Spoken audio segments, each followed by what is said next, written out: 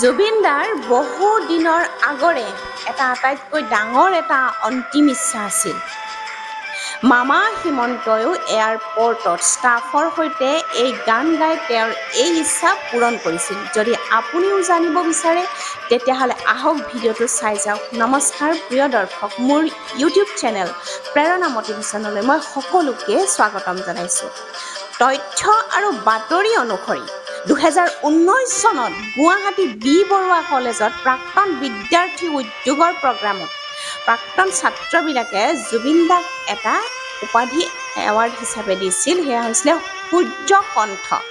কিন্তু জুবিন দাই সেই সময়ত কৈছিল যে মই চিধা কোৱা মানুহ আৰু মোক দিছে সূৰ্য কণ্ঠ। মই হাঁহিছোঁ, মানে কি মই সূৰ্যৰ লগত নাথাকোৱে, মই এটা চন্দ্ৰৰ লগত থাকোঁ। ৰাতি যেতিয়া জোন ওলায় মই ওলাওঁ, যেতিয়া সূৰ্য ওলায় মই শুই দিওঁ। বাট এনিৱে থেংক ইউ বিবৰা মোৰ নিজৰ। ঠিক সেই প্ৰগ্ৰামৰ মাজতে অতি আৱেগিক হৈ তেওঁ কৈছিল, মই মৰিলে এইটো গানে বাজিব কিন্তু। So this song is so important for you, for me, for everyone.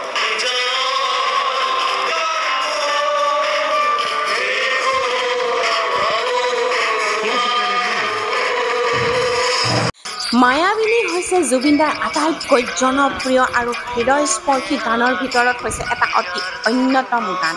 আৰু এই গান হৈছে 2001 চনত ডাক চলচ্চিত্ৰত জুবিন দাই এই গানটো গাইছিল। তেওঁৰ মৃত্যুৰ পাছত তেওঁৰ অনুৰাগীসকলৰ মাজত গভীৰ শোকৰ অনুভূতি জাগে আৰু সেই অনুভূতি প্ৰকাশ কৰিবলৈ বহুতে এই গানটো গাইছিল।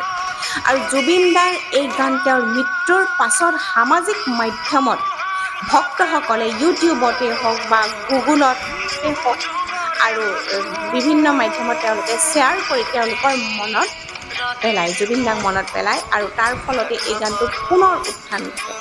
আৰু জুবিন দাৰ আটাইতকৈ বেছি জনপ্ৰিয় গানৰ ভিতৰত কিন্তু অন্যতম গান হৈছে এইটো, এই মায়াবিনী গানটো পৰিণত হৈ পৰে। তেওঁ বহুতো গান গাইছিল যদিও কিন্তু বৰ্তমানত মায়াবিনী গানটো অতিকে মানুহে আদৰি লৈছে। আৰু এই মায়াবিনী গানৰ জৰিয়তে এই অসম কণ্ঠ আমাৰ মাজত জীয়াই থাকিব, জীয়াই আছিল, জীয়াই আছে আৰু আগলৈও জীয়াই থাকিব তেওঁ। গতিকে তেওঁ য'তে আছে শান্তিত থাকক। ধন্যবাদ।